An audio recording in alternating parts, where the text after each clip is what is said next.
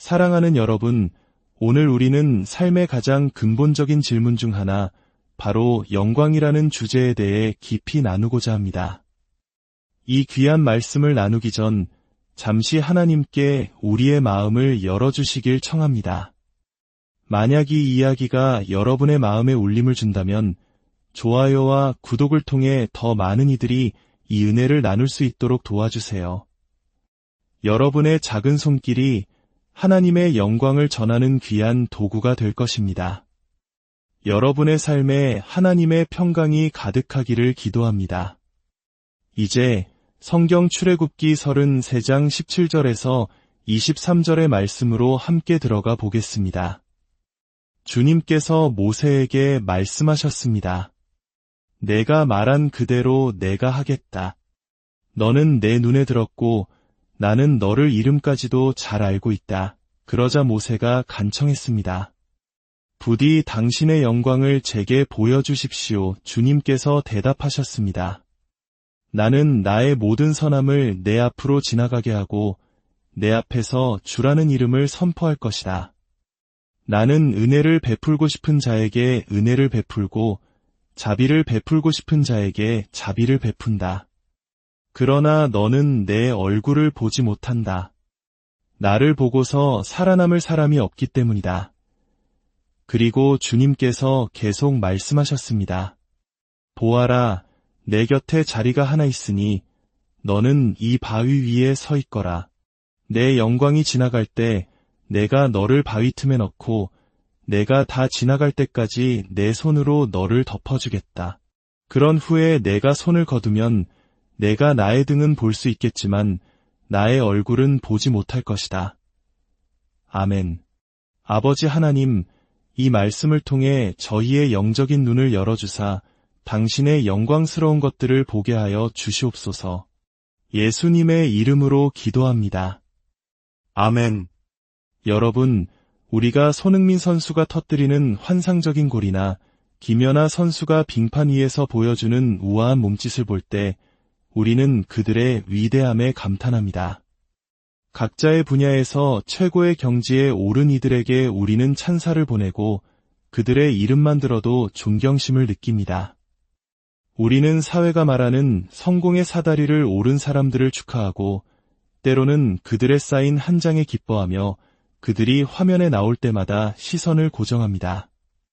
어떤 한 사람이 자신의 분야에서 이룬 놀라운 업적에 대해 우리가 보내는 최고의 찬사와 존경, 그것을 우리는 영광을 돌린다고 표현합니다. 그 사람의 존재와 그가 이룬 일에 대해 명예와 가치를 부여하는 행위입니다. 성경은 우리에게 반복해서 아주 여러 번에 걸쳐서 영광스러우신 하나님께 영광을 돌리라고 말씀하고 있습니다. 왜일까요? 우리가 알고 축하하고 인정하는 세상의 영웅들과는 달리 하나님은 유일무이한 분이시기 때문입니다. 만약 신을 위한 명예의 전당이 있다면 그곳에는 오직 하나님 한 분만이 계실 것입니다. 그분은 스스로 하나의 격을 이루시는 분이기 때문입니다. 영광이라는 단어의 히브리어 원어인 카보드는 무게감 또는 무거움을 의미합니다. 한국에서도 인품이 훌륭하고 지혜가 깊은 어른을 가리켜 저분은 참 무게가 있는 분이야 라고 말하곤 합니다. 바로 그런 느낌입니다. 그 존재가 가진 엄청난 가치와 중요성을 나타내는 말이죠. 현대적인 표현으로는 경이롭다 또는 압도적이다라는 말과 통할 것입니다. 성경은 계속해서 하나님의 별명이자 그분을 가장 잘 설명하는 단어가 바로 영광이라고 말합니다. 시편 29편 3절은 그를 영광의 하나님이라 칭하고 시편 8편 1절은 그의 영광이 하늘을 덮었다고 노래합니다. 하나님의 영광이란 그분의 모든 속성들이 눈에 보이게 드러나는 것을 종합적으로 표현하는 개념입니다. 우리가 하나님과 관련하여 영광을 말할 때 우리는 그분의 존재가 지닌 경이로움을 언급하는 것입니다. 그리고 그분의 모든 측면이 완벽하기에 그분에 관한 모든 것은 경이롭고 따라서 영광스러운 것입니다. 우리가 어떤 사람에게 영광을 돌릴 때는 아마도 한두 가지 영역에 국한될 것입니다. 모든 면에서 영광스러운 사람은 없기 때문입니다. 한 가지 스포츠에서는 최고였던 선수가 다른 스포츠에 도전했다가 평범한 모습을 보이는 경우도 많습니다. 인간의 영광은 상황에 따라 오르내리기를 반복합니다. 하지만 하나님은 다릅니다. 그분은 언제나 100% 완벽하십니다. 그분의 존재를 드러내는 모든 속성들이 하나도 빠짐없이 영광스럽기 때문입니다. 그래서 만약 하나님께 별명을 붙여드린다면 성경은 그저 영광이라고 부르라고 말하는 것과 같습니다. 그분은 그만큼이나 압도적이고 경외로우며 독특한 방식으로 무게감이 있는 분입니다. 그렇다면 하나님의 영광은 왜 그토록 독특할까요? 그것은 하나님의 영광이 내재적이기 때문입니다. 다시 말해, 하나님의 영광은 스스로 정의되고 스스로 시작되었으며 스스로 표현됩니다. 우리가 하나님께 영광을 돌리지 않아도 그분은 이미 영광스러우신 분입니다. 그분은 영광스러워지기 위해 발전하거나 노력할 필요가 없으십니다. 생각해 보십시오. 우리가 아는 영광스러운 인물들은 모두 어떤 지점에서 시작하여 그 자리에 도달했습니다.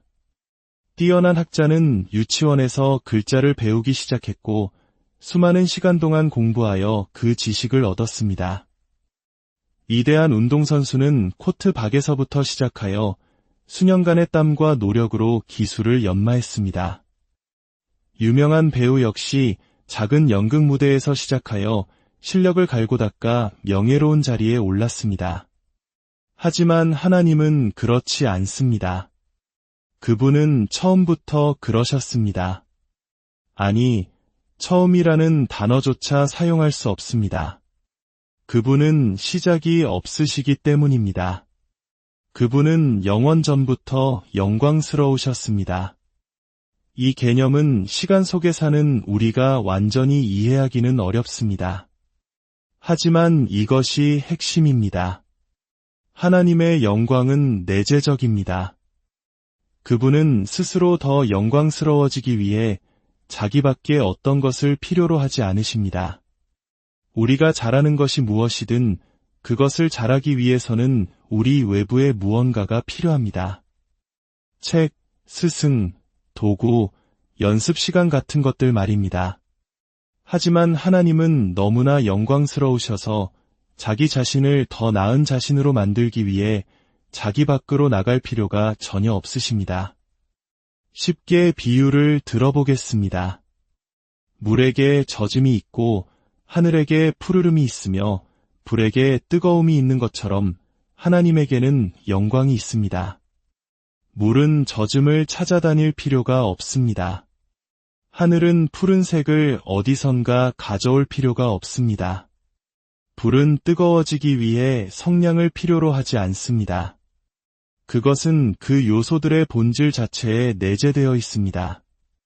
즉, 불에 대해 말하면서 뜨거움을 빼놓을 수 없듯이 하나님이라는 이름을 부르면서 영광을 이야기하지 않을 수 없습니다.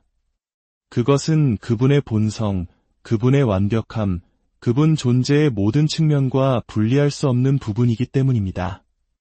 인간이 추구하는 모든 영광은 단지 부여된 영광일 뿐 내재적인 것이 아닙니다. 그것은 영원하지 않기 때문에 우리는 그 사실을 알 수 있습니다. 가장 빠른 주자는 시간이 지나면 느려집니다. 아름다웠던 미의 여왕도 세월이 흐르면 주름이 생깁니다. 젊은 역할을 맡던 배우도 나이가 들면 그 역할을 할 수 없게 됩니다. 그리고 인간의 영광이 사라진다는 가장 큰 증거는 우리 모두가 결국 죽는다는 사실입니다. 이것이 바로 하나님께서 교만을 미워하시는 이유입니다. 우리 스스로는 결코 대단한 존재가 아니기 때문입니다. 오직 하나님만이 자기 자신이 되기 위해 자기밖에 어떤 것에도 의존하지 않는 유일한 존재입니다. 그분은 스스로 자신 안에서 자신에 의해 모든 것을 생성하십니다. 하나님의 영광은 그분의 모든 속성들의 총합이며 그분 안에 완벽하게 내재되어 있습니다. 그래서 이사야 48장 11절에서 그분은 자신의 영광을 다른 이와 나누지 않겠다고 말씀하십니다. 그분과 비교될 존재가 아무도 없기 때문입니다. 우리가 우상을 섬기거나 혹은 우리 자신이 우상이라고 생각하며 그분의 영광에 도전할 때 그분께서 모욕감을 느끼시는 이유가 바로 이것입니다. 하나님의 영광은 내재적이며 그분은 비이존적이고 독립적인 존재입니다. 우리와는 정반대입니다. 우리에게서 공기를 앗아가면 우리는 영광을 잃고 사라집니다. 음식을 빼앗기면 영광을 잃습니다. 건강을 잃으면 영광을 잃습니다. 하지만 하나님은 어떤 영광도 잃지 않으십니다. 그분은 자기 자신이 되기 위해 자기밖에 어떤 것도 필요하지 않기 때문입니다. 하지만 하나님께서는 그분의 속성들을 드러내심으로써 당신의 영광을 나타내 보이기를 원하셨습니다. 다시 말해, 그분은 자신이 얼마나 위대한지를 보여주어 그분의 영광이 목격되기를 원하셨습니다. 시편 19편은 말합니다.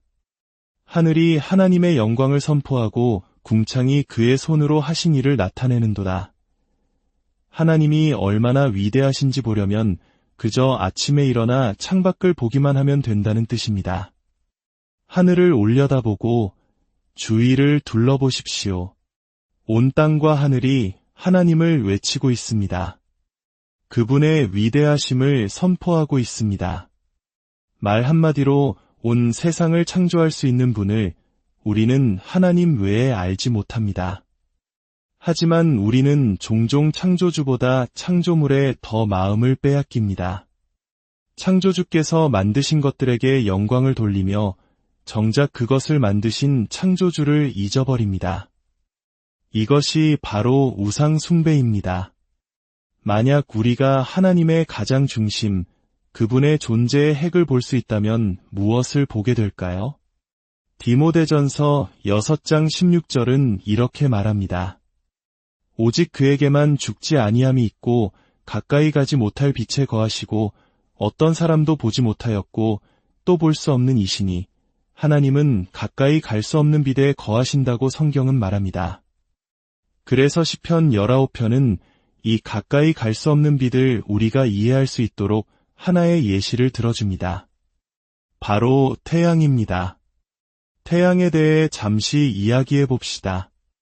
태양은 지구에서 약 1억 5천만 킬로미터 떨어져 있습니다. 만약 우리가 시속 1000km로 나는 비행기를 타고 태양으로 간다고 해도 도착하기까지 17년이 걸립니다. 자동차로는 200년이 걸리는 거리입니다. 이토록 멀리 떨어져 있는 거대한 불덩어리가 온 지구를 따뜻하게 덮이고 있습니다. 만약 우리가 태양에 가까이 가려고 시도한다면 도착하기도 수백만 킬로미터 전에 바싹 타서 재가 되어버릴 것입니다. 그것이 바로 가까이 갈 수 없는 빛이기 때문입니다. 우리는 1억 5천만 킬로미터라는 안전한 거리에서 그 혜택을 누릴 뿐입니다. 태양의 크기는 지구 130만 개를 합친 것과 같습니다.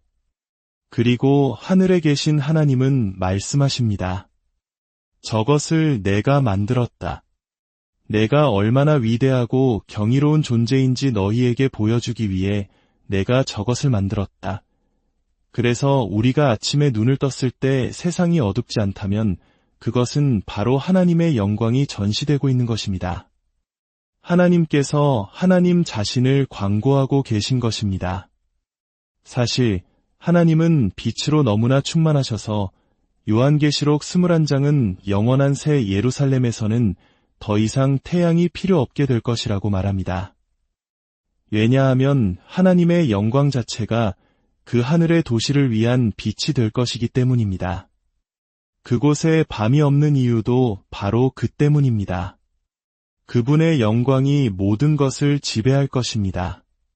우리가 그곳에서 살기 위해서는 이 육신으로는 그분의 임재 앞에서 타버릴 것이기 때문에 하나님께서 우리에게 새로운 영화로운 몸을 주셔야만 합니다. 하나님께서는 당신의 경이로움, 즉 그 영광을 인류가 이해할 수 있는 방식으로 나타내기 원하셨을 때 한 인간이 되셨습니다. 바로 삼위일체 하나님의 두 번째 위격이신 예수 그리스도입니다. 요한복음 1장은 말합니다. 태초에 말씀이 계시니라. 이 말씀이 하나님과 함께 계셨으니 이 말씀은 곧 하나님이시니라. 그리고 14절은 말합니다. 말씀이 육신이 되어 우리 가운데 거하심에 우리가 그의 영광을 보니 아버지의 독생자의 영광이요 은혜와 진리가 충만하더라. 예수 그리스도는 인간의 형태로 나타난 하나님의 영광의 계시입니다. 만약 우리가 몸을 입은 하나님이 어떤 모습인지 보고 싶다면 신이시며 인간이신 예수 그리스도가 바로 그 하나님의 영광의 현현입니다. 그래서 예수께서 변화산에 오르셨을 때 그분의 인성이라는 껍질을 잠시 벗고 신성을 드러내셨을 때 제자들은 그 눈부신 빛 앞에서 얼굴을 가려야만 했습니다. 우리가 예수 그리스도에 대해 읽을 때 우리는 단지 선한 사람이나 위대한 선지자에 대해 읽는 것이 아닙니다. 우리는 인간의 형태로 오신 하나님의 영광을 보고 있는 것입니다. 고린도후서 4장은 이 영광이 우리 삶에 어떤 의미를 갖는지 알려줍니다. 7절은 말합니다. 우리가 이 보배를 질그릇에 가졌으니 이는 심히 큰 능력은 하나님께 있고 우리에게 있지 아니함을 알게 하려 함이라. 여기서 보배는 바로 우리 안에 계신 그리스도의 영광을 의미합니다. 그래서 사도 바울은 이렇게 고백할 수 있었던 것입니다. 우리가 사방으로 우겨쌈을 당하여도 쌓이지 아니하며 답답한 일을 당하여도 낙심하지 아니하며 박해를 받아도 버림받지 아니하며 거꾸러뜨림을 당하여도 망하지 아니하고 그렇습니다. 인생에는 문제가 있습니다.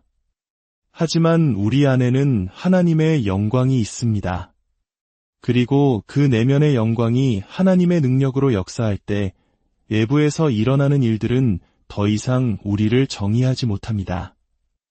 왜냐하면 우리 안에는 외부에서 닥쳐오는 어떤 시련보다 더 큰 영광이 있기 때문입니다. 이제 우리에게 문제가 될 수 있는 부분에 도달했습니다. 이사야 43장 7절은 말합니다. 내 이름으로 불려지는 모든 자 곧 내가 내 영광을 위하여 창조한 자를 오게 하라. 이것이 문제입니다. 대부분의 사람들이 자신이 왜 여기에 있는지 그렇게 정의하지 않기 때문입니다.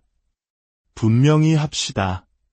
하나님은 인류를 당신의 형상대로 이곳에 두셨습니다. 형상이란 거울과 같습니다. 그분의 영광을 다시 그분께 반사하는 거울 말입니다.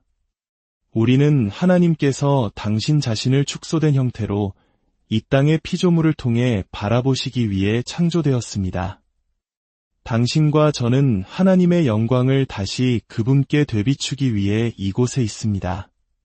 이는 곧 하나님의 영광을 위해 살지 않는 사람은 자신이 왜 여기에 있는지조차 모른다는 뜻입니다.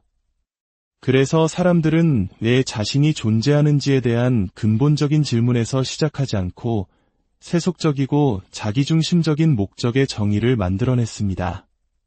당신은 그리고 저는 하나님의 영광을 반사하기 위해 이곳에 있습니다.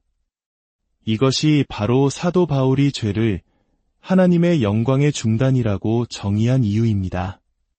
로마서 3장 23절 모든 사람이 죄를 범하였음에 하나님의 영광에 이르지 못하더니 죄는 영광으로부터 우리를 멀어지게 합니다. 다시 말해 당신과 저는 신성한 광고판으로 창조되었습니다. 우리는 하나님의 광고 대행사입니다. 우리는 살아있는 하나님의 광고가 되어야 합니다. 그것이 그분이 우리를 만드신 이유이기 때문입니다. 고린도전서 10장 31절은 말합니다. 그런즉 너희가 먹든지 마시든지 무엇을 하든지 다 하나님의 영광을 위하여 하라. 먹고 마시는 것은 우리가 하는 가장 평범하고 일상적인 일입니다.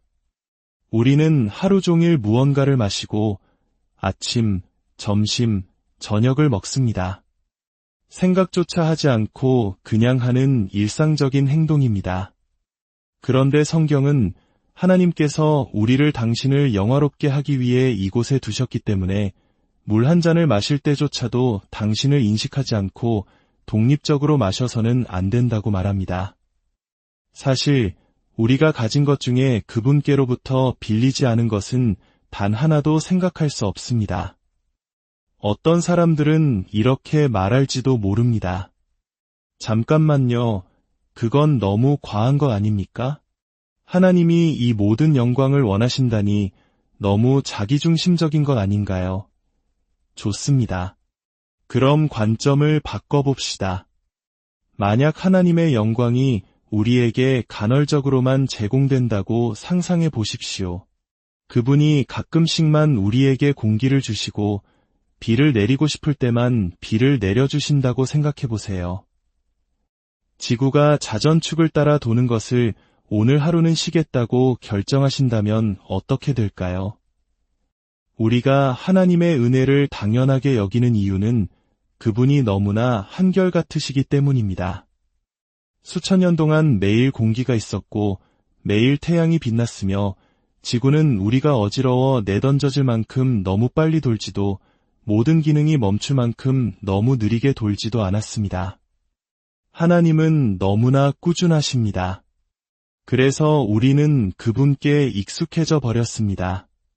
만약 하나님께서 단 하루만이라도 휴식을 취하신다면 모든 것은 끝입니다. 우리는 그분의 영광을 위해 이곳에 존재합니다. 이것이 목적입니다. 그로 인해 우리에게 주어지는 혜택들이 있지만 그것이 목적은 아닙니다. 목적은 그분을 광고하고 그분의 영광을 드러내는 것입니다. 다시 출애굽기로 돌아가 봅시다. 모세는 말했습니다. 당신의 영광을 제게 보여주십시오. 이것은 참으로 흥미로운 요청입니다. 모세는 이미 그분의 영광을 보지 않았습니까? 불타는 떨기나무, 불은 붙었지만 녹색을 유지하던 그 기적 속에서 하나님의 음성을 들었습니다. 바로의 왕국에 내려진 10가지 재앙을 통해 하나님의 능력을 목격했습니다. 홍해가 갈라지고 마른 땅을 건너는 인류 역사상 가장 위대한 기적의 중심에 있었습니다. 모세는 이미 그분의 영광을 충분히 보았습니다. 그런데 왜 또 보여달라고 했을까요? 이것이 바로 모세가 하고 있는 말의 핵심입니다. 네, 저는 떨기나무에서 주님을 보았습니다. 바로 앞에서 주님의 능력을 보았고 홍해에서 주님의 위대하심을 보았습니다. 그런데 주님은 너무나 위대하시기에 저는 더 보고 싶습니다. 당신의 영광을 더 깊이, 더 가까이에서 보고 싶습니다. 우리가 더 보고 싶어 하지 않는 이유는 과거에 충분히 보지 못했거나 혹은 우리가 본 것을 잊어버렸기 때문입니다. 그분을 한 번이라도 제대로 본 사람은 그분께 볼 것이 더 많이 남아있다는 것을 알기에 더 갈망하게 됩니다. 하나님은 당신의 영광을 보고 싶어하는 만큼만 보여주십니다. 그분은 굶주린 사람에게만 음식을 주십니다. 하나님은 모세의 간청에 응답하십니다. 너는 내 얼굴을 볼 수 없다. 그것을 보면 내가 죽을 것이기 때문이다. 하지만 내가 너를 바위 틈에 두고 내 손으로 너를 가린 뒤 지나가겠다. 그리고 내가 손을 거두면 너는 내 등을 볼 것이다. 이것은 마치 하늘을 나는 비행기 자체는 보지 못했지만 비행기가 지나간 자리에 남은 하얀 연기 흔적을 보는 것과 같습니다. 그 흔적만으로도 우리는 방금 거대한 비행기가 지나갔다는 것을 알 수 있습니다. 하나님은 모세에게 당신의 얼굴, 즉 영광의 본질을 보여주실 수는 없었지만 당신이 지나간 흔적, 당신의 역사를 보여주시기로 한 것입니다. 그 결과가 무엇이었을까요? 하나님의 등을 본 모세, 즉 하나님의 역사를 본 모세는 펜을 들고 기록하기 시작했습니다. 태초에 하나님이 천지를 창조하시니라. 창세기부터 신명기까지 모세오경이라 불리는 위대한 역사가 그렇게 기록되었습니다. 하나님의 영광 앞에 설 때 우리는 이전에 결코 보지 못했던 것들을 보게 됩니다. 오늘날 우리는 어떻습니까? 저는 며칠 전 달콤한 도넛 가게에 들렀습니다. 따뜻하게 데워진 도넛은 입안에서 사르르 녹으며 황홀한 맛을 선사했습니다. 하지만 문제는 저녁 식사 시간이 되었을 때 일어났습니다.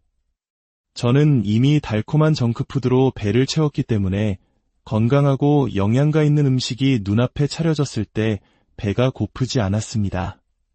세상이 우리에게 제공하는 쾌락이 바로 이 도넛과 같습니다. 너무나 달콤하고 즐거워서 우리는 세상이 주는 것들을 정신없이 먹어치웁니다.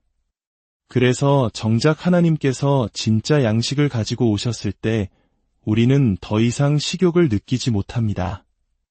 하지만 모세는 말했습니다. 저는 주님의 영광에 굶주려 있습니다. 당신이 예수 그리스도를 믿는 신자라면 천국에서의 당신의 영혼은 하나님께서 당신의 영광을 드러내시는 것을 영원히 알아가는 시간이 될 것입니다. 그렇다면 우리는 이제 어떻게 해야 할까요? 시편 29편은 말합니다. 주께 그의 이름에 합당한 영광을 돌리며 그분께 영광을 돌려야 합니다. 그분이 필요해서가 아니라 그분이 그것을 기뻐하시기 때문입니다. 창조주께서는 당신의 피조물이 당신이 누구인지를 알아보고 인정할 때 기뻐하십니다. 10명의 나병 환자 이야기가 있습니다. 그들 모두 예수님께 치유해달라고 부르짖었습니다. 예수님은 그들을 고쳐주셨습니다. 그들은 기뻐하며 제사장에게로 달려갔습니다. 새로운 차, 새로운 집, 새로운 직장을 얻었을 때 나는 축복받았어. 라고 외치는 우리처럼 말입니다. 그런데 그 10명 중 단 한 사람만이 발길을 돌려 예수님께 돌아와 그분의 발 앞에 엎드려 하나님께 영광을 돌렸습니다. 예수님께서 물으셨습니다. 10사람이 다 깨끗함을 받지 아니하였느냐? 그 9은 어디 있느냐? 나머지 9명은 자신들이 받은 축복을 즐기느라 너무 바빠서 하나님께 영광 돌릴 시간을 내지 못했던 것입니다. 우리는 달과 같아야 합니다.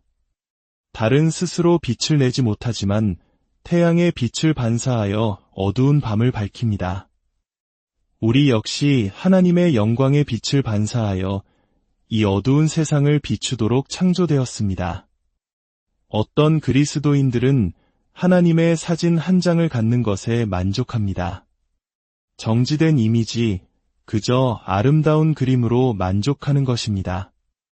어떤 이들은 조금 더 나아가 텔레비전 화면처럼 움직이는 영상을 원합니다. 더 깊은 체험을 원하는 이들은 아이맥스 영화처럼 압도적인 스케일의 영광을 보고 싶어 합니다.